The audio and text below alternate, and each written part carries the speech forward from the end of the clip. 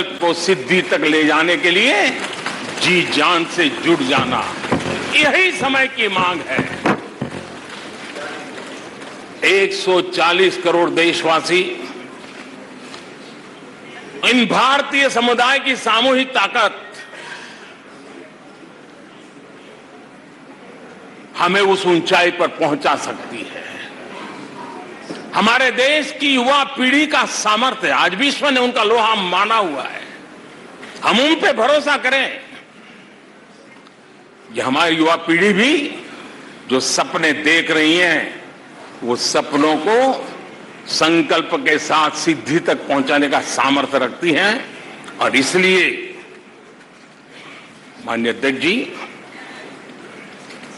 2014 में 30 साल के बाद देश की जनता ने पूर्ण बहुमत की सरकार बनाई और 2019 में भी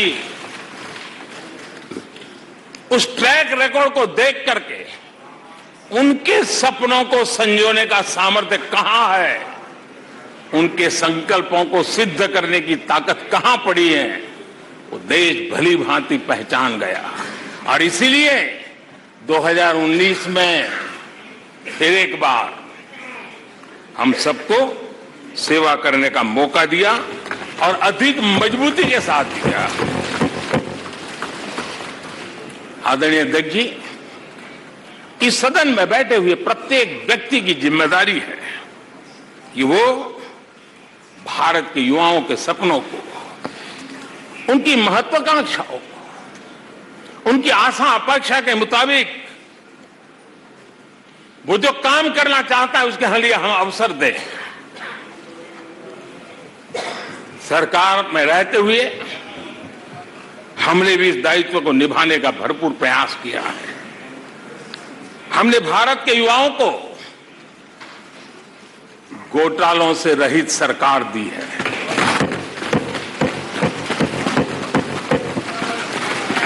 हमने भारत के युवाओं को, आज के हमारे प्रोफेशनल्स को खुले आसमान में उड़ने के लिए हौसला दिया है, अवसर दिया है। हमने दुनिया में भारत की बिगड़ी हुई साख, उसको भी संभाला है और उसे फिर एक बार नई ऊंचाइयों पर ले गए हैं। अभी भी कुछ लोग कोशिश कर रहे हैं कि दुनिया में हमारी साख को दाग लग जाए, लेकिन दुनिया अब देश को जान चुकी है। दुनिया के भविष्य में भारत किस प्रकार से योगदान दे सकता है, ये विश्व का विश्वास बढ़ता चला जा रहा है। और इस दौरान हमारे विपक्ष के साथियों ने क्या किया? जब इतनी सानुकूल वातावरण, चारों तरफ संभावनाएं ही संभावनाएं, इन्होंने अविश्वास के प्रस्ताव की आड़ में जनता के आत्मविश्वास को तोड़ने की विफल कोशिश की है। आज भारत के युवा रिकॉर्ड संख्या में नए स्टार्टअप लेकर के दुनिया को चकित कर रहे हैं। आज भारत में रिकॉर्ड विदेशी निवेश आ रहा है। आज भारत का एक्सपोर्ट नई बुलंदी को छू रहा है। आज भारत की कोई भी अच्छी बात ये सुन नहीं सकते। यही उनकी अवस्था है। आज गरीब के दिल में अपने सपने पूरा करने का भरोसा पैदा हुआ है। आज देश में गरीबी तेजी से घट रही है। नीति आयोग के रिपोर्ट के अनुसार पिछले 5 साल में 13.5 करोड़ लोग गरीबी से बाहर आए। आदरणीय अध्यक्ष जी, आईएमएफ अपने एक वर्किंग पेपर में लिखता है कि भारत ने अति गरीबी को करीब करीब खत्म कर दिया है। आईएमएफ ने भारत के डीबीटी के और दूसरे हमारे सोशल वेलफेयर स्कीम के लिए आईएमएफ ने इसे कहा है ये लॉजिस्टिकल मार्वल है। आदरणीय अध्यक्ष जी, डब्ल्यूएचओ ने कहा है, आदरणीय अध्यक्ष जी, वर्ल्ड हेल्थ ऑर्गेनाइजेशन ने कहा है कि जल जीवन मिशन के जरिए भारत में 4 लाख लोगों की जान बच रही है। ये 4 लाख कौन है? तो मेरे गरीब, पीड़ित, शोषित, वंचित परिवारों के मेरे स्वजन है। हमारे परिवार के निचले तबके में जिंदगी गुजारने के लिए जो मजबूर हुए उनके जन हैं। ऐसे 4 लाख लोगों की जान बचने की बात डब्ल्यूएचओ कह रहा है। माननीय अध्यक्ष जी, डब्ल्यूएचओ स्वच्छ भारत अभियान का एनालिसिस करके के कहता है कि स्वच्छ भारत अभियान से 3 लाख लोगों को मरने से बचाया गया है। आदरणीय अध्यक्ष जी, भारत स्वच्छ होता है, 3 लाख लोगों की जिंदगी बचती है। 3 लाख है कौन? वही झुग्गी झोपड़ी में जिंदगी जीने के लिए जो मजबूर है, जिनके लिए अनेक कठिनाइयों से गुजारा करना पड़ता है। मेरे गरीब परिवार के लोग, शहरों की बस्तियों में गुजारा करने वाले लोग, गांव में जीने वाले लोग हैं और वंचित तबके के लोग हैं जिनकी जान बची है। यूनिसेफ ने क्या कहा है? यूनिसेफ ने कहा है कि स्वच्छ भारत अभियान के कारण हर साल गरीबों के 50,000 रुपये बच रहे हैं। ये लेकिन भारत की इन उपलब्धियों से कांग्रेस समेत विपक्ष के कुछ लोग दलों को अविश्वास है। जो सच्चाई दुनिया दूर से देख रही है, ये लोग यहां रहते हैं दिखती नहीं है।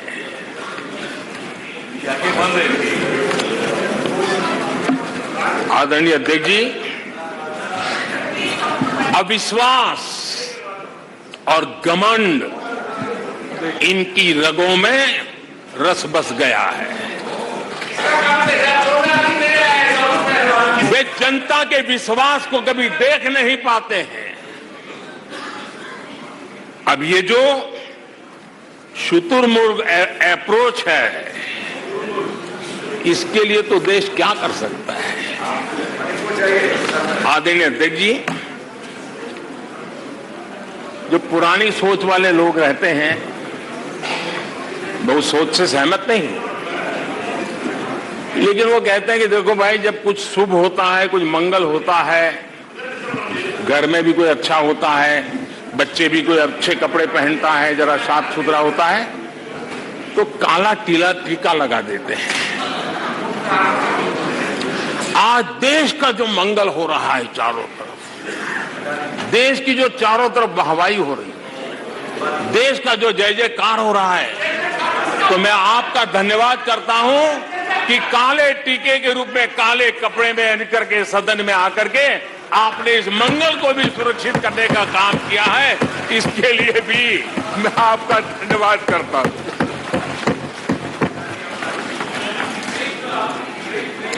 आदरणीय अध्यक्ष जी,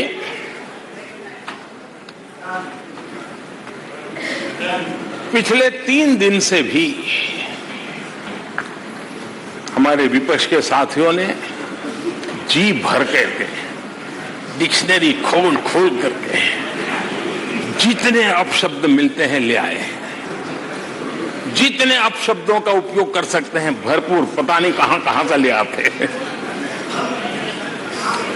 लेकिन अच्छा है,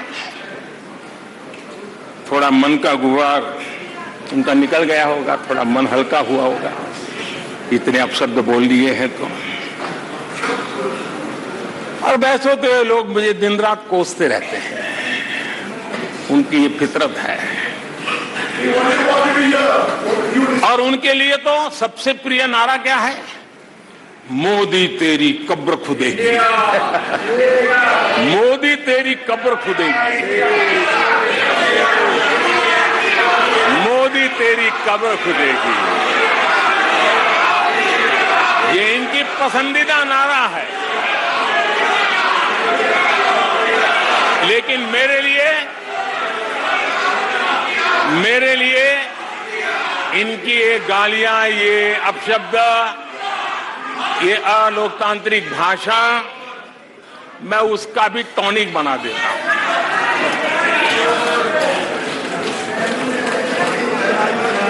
और ये ऐसा क्यों करते हैं और ये क्यों होता है, आज मैं सदन में कुछ सीक्रेट बताना चाहता हूं।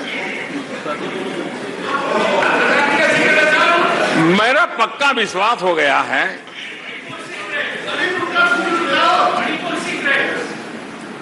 कि विपक्ष के लोगों को एक सीक्रेट वरदान मिला हुआ है। हाँ,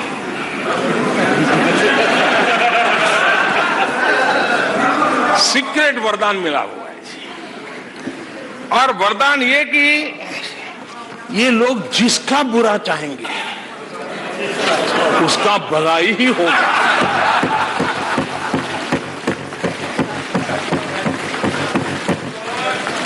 एक उदाहरण तो आप देखिए, मौजूद है। 20 साल हो गए, क्या कुछ नहीं हुआ, क्या कुछ नहीं किया गया, लेकिन भलाई होता गया। तो आपको बड़ा सीक्रेट वरदान है जी। और मैं 3 उदाहरण से ये सीक्रेट वरदान को सिद्ध कर सकता हूं जी। आपको ध्यान होगा कि इन लोगों ने कहा था बैंकिंग सेक्टर के लिए, बैंकिंग सेक्टर डूब जाएगा, बैंकिंग सेक्टर तबाह हो जाएगा, देश खत्म हो जाएगा, देश बर्बाद हो जाएगा, न जाने क्या क्या कहा था। और बड़े बड़े विद्वानों को विदेशों से ले आते थे, उनसे कहलवाते थे ताकि उनकी बात कोई न माने तो शायद उनकी मान ले। हमारे बैंकों की सेहत को लेकर के भांति भांति की निराशा, अफवाह फैलाने का काम इन्होंने पुरजोश किया। और जब इन्होंने बुरा चाहा बैंकों का, तो हुआ क्या? हमारी public sector banks net profit 2 गुने से ज्यादा हो गया। इन लोगों ने फोन बैंकिंग घोटाले की बात, इसके कारण देश को एनपीए के गंभीर संकट में डुबो दिया था। बीते दिनों की बात हो रही है, लेकिन आज जो उन्होंने एनपीए का अंबर लगा के गए थे, उसको भी पार कर करके और एक नई ताकत के साथ निकल चुके हैं। और आज सुबह निर्मला जी ने विस्तार से बताया है कि कितना प्रॉफिट हुआ है। दूसरा उदाहरण, हमारे डिफेंस के हेलीकॉप्टर बनाने वाली सरकारी कंपनी HAL, ये HAL को लेकर के कितनी भली बुरी बातें इन्होंने करी थी। क्या कुछ नहीं कहा गया था HAL के लिए, और इसका दुनिया पे बहुत नुकसान करने वाली भाषा का प्रयोग किया गया था। और HAL तबाह हो गया है, HAL खत्म हो गया है, भारत की डिफेंस इंडस्ट्री खत्म हो चुकी है। ऐसा न जाने क्या क्या कहा गया था HAL के लिए। इतना ही नहीं, जैसे आजकल खेतों में जाकर के वीडियो शूट होता है, मालूम है ना? खेतों में जाकर के वीडियो शूट होता है वैसा ही उस समय HAL फैक्ट्री के दरवाजे पर मजदूरों की सभा करके वीडियो शूट करवाया गया था और वहां के कामगारों को भड़काया गया था। अब तुम्हारा कोई भविष्य नहीं है, तुम्हारे बच्चे मरेंगे, भूखे मरेंगे, HAL डूब रहा है। देश की इतनी महत्वपूर्ण इंस्टीट्यूट को इतना बुरा चाहा, इतना बुरा चाहा, इतना बुरा कहा कि वो सीक्रेट आज HAL सफलता की नई बुलंदियों को छू रहा है। HAL ने अपना highest ever highest revenue register किया है। इनके जी भर करके गंभीर आरोप के बावजूद भी वहां के कामदारों को, वहां के कर्मचारियों को उकसाने की भरपूर कोशिश के बावजूद भी आज HAL देश की आन बान शान बनकर उठ रहा है। आदरणीय अध्यक्ष जी, जिसका बुरा चाहते हैं वो कैसे आगे बढ़ता है, मैं तीसरा उदाहरण देता हूं। आप जानते हैं LIC के लिए क्या क्या कहा गया था? LIC बर्बाद हो गई, गरीबों के पैसे डूब रहे हैं, गरीब कहां जाएगा, बेचारे ने बड़ी मेहनत से LIC में पैसा डाला है। क्या कहे, जितनी उनकी कल्पना शक्ति थी, जितने उनके दरबारियों ने कागज पकड़ा दिए थे, सारे बोल लेते थे, वो सारे बोल लेते थे। लेकिन आज LIC लगातार मजबूत हो रही है। शेयर मार्केट में रुचि रखने वाले को भी ये गुरु मंत्र है कि जो सरकारी कंपनियों के लोग गाली देना, आप उसमें दांव लगा दीजिए साहब, अच्छा ही होगा।